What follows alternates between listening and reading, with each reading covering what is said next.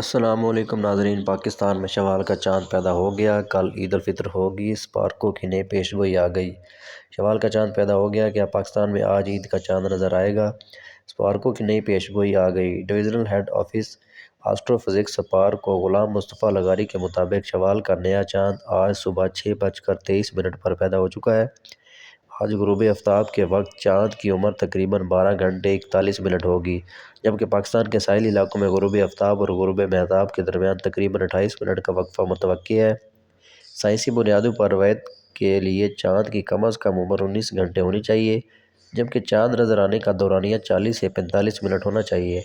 اس تناظر میں پاکستان میں آج عید کا چاند نظر آنے کا امکان نہیں ہے اور قوی امکان ہے کہ ملک میں عید الفطر 21 مارچ بروز ہفتہ کو منائی جائے گی۔ پاکستان میں شوال کا چاند دیکھنے کے لیے آج رؤیت ہلال کمیٹی کا اجلاس منعقد ہوگا۔ واضح رہے کہ سعودی عرب سمیت خلیجی ممالک میں کل عید الفطر کا چاند نظر نہیں آیا اور وہاں عید جمعہ 20 مارچ کو ہوگی۔ مزید اپڈیٹ کے لیے ہمارے چینل کو سبسکرائب کر لیں۔ شکریہ، جزاک اللہ۔